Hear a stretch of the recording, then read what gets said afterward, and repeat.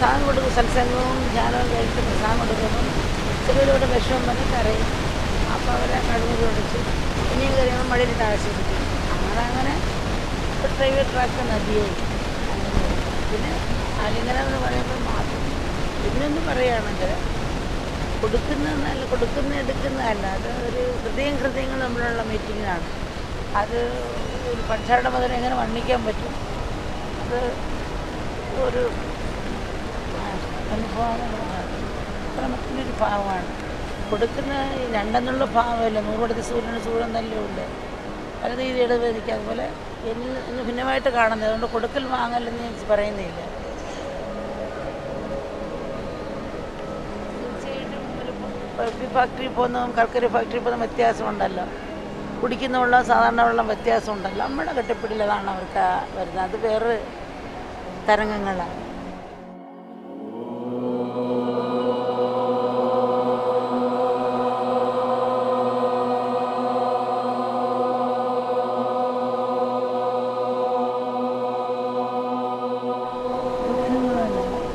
സാധാരണ അവർ തൻ്റെ കൂട്ടുകാരോടാണല്ലോ, ഏറ്റവും വിശ്വസ്തമായ കൂട്ടുകാരോടാണ് പറയുന്നത്. അപ്പം അതെന്തുകൊണ്ടാണ്? അയാളോട് പ്രേമമുള്ളതുകൊണ്ടാണ് ആ വികാരം തുറന്നു പറയാൻ പറ്റുന്നത്. ആ വിശ്വസ്തതയും പ്രേമവും. അപ്പം അങ്ങനെ ഒരു വിശ്വസ്തരെടുത്ത് ചിലപ്പോൾ ഡിപ്രഷനുള്ള ആൾക്കാർ വരും. അപ്പോൾ അവരോട് ഒരാളെ സുഹൃത്താക്കി കൂടുതൽ ഡിപ്രഷൻ ഉണ്ടായിരുന്നെങ്കിലും ഒരു ഏറ്റവും തുറന്നൊരു എളുപ്പമുള്ളവരോട് നിങ്ങൾ ഹൃദയം തുറന്ന് സംസാരിക്കാൻ പറയും. സൈക്കാഴ്ച പോയാലും അങ്ങനെ ചെയ്യാൻ പറയും. എന്തെങ്കിലും ജോലി കാരണം വെറുതെ ഇരിക്കരുത് ഇങ്ങനെ പറയാറുണ്ട്. അത് മാനസിക രോഗികളുടെ. അല്ലാണ്ട് ഇപ്പോൾ ഭാര്യ ഭർത്താവ് സ്നേഹമില്ല, അവർ വിഷമിച്ച് കൊണ്ട് നിങ്ങൾ സ്വയം ഡിപ്പെൻഡ് ചെയ്യുക. സ്വയം തന്നിലേക്ക് തന്നെ പരാശക്തി കത്തുന്ന മെഴുതിരിൽ സ്വയം ചേർക്കുന്ന സൂര്യനാണ്. നിങ്ങൾ തന്നെ നിങ്ങളെ ഡിപ്പെൻഡ് ചെയ്യാൻ പറയും. മറ്റെല്ലാ തീരുമാനങ്ങളും സന്തോഷം ഒരു തീരുമാനം വരട്ടെ, സന്തോഷം ഇന്നും വരട്ടെ, ധൈര്യമായിരിക്കുക എന്നുള്ള രീതിയിൽ പോകാൻ പറയും. 4 കവലയെന്നുകൊണ്ട് കൺഫ്യൂഷൻ അയക്കുക, ചാടുക, കറക്കി ഒന്ന് ചിന്തിച്ച് ചാടുക എന്ന് പറഞ്ഞത്. അങ്ങനെ ഓരോരുത്തരും ഇപ്പോൾ ജനിച്ച കുട്ടിക്ക് ഇറച്ചി കൂടി തയ്ക്കില്ല. അപ്പോൾ ഓരോരുത്തരും തലമനുസരിച്ചെന്ന് പറഞ്ഞു.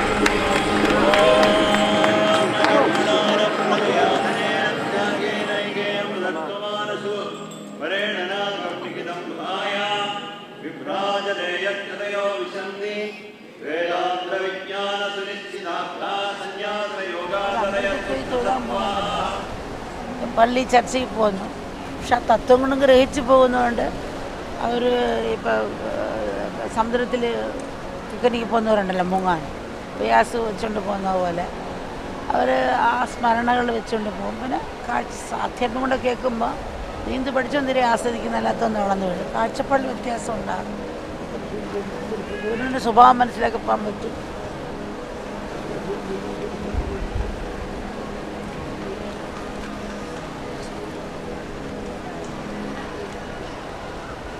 ചുള്ളിക്കമ്പിക്കിളി പോലെ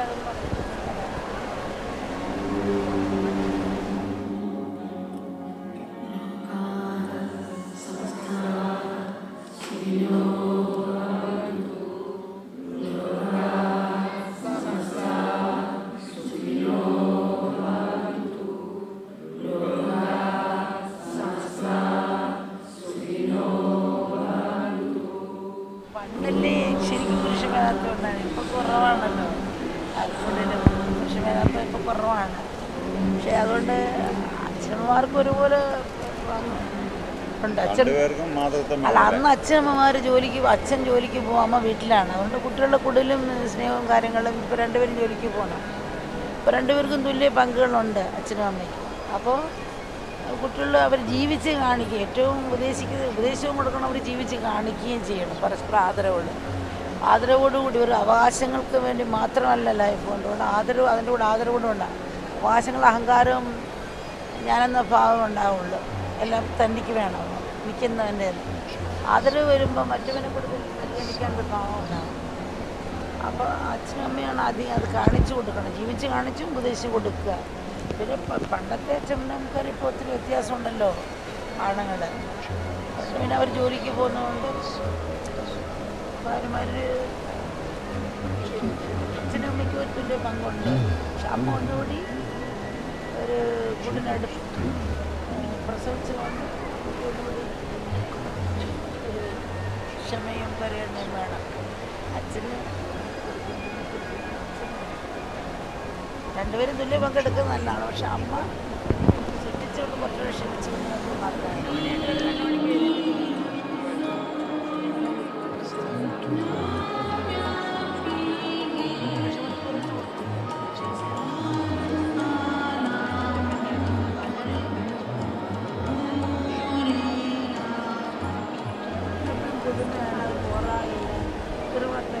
നിമിഷത്തിൽ വായിച്ച് ഒരു ദിവസം ഒരു മിനിറ്റിൽ ഇത്ര പ്രാവശ്യം അടിക്കണം, ഒരു മണിക്കൂർ ഇത്ര പ്രാവശ്യം അടിക്കണം, 24 മണിക്കൂർ ഇത്ര സെക്കൻഡ് അടിക്കണം എന്ന് പറഞ്ഞിട്ട് അങ്ങനെ വിചാരിച്ച വായിച്ച് ഓടാൻ പറ്റും. ഇതാ നിമിഷം ഇത്ര ജോലി ഉണ്ടെന്ന് വിചാരിച്ചുകൊണ്ട് പോവല്ല.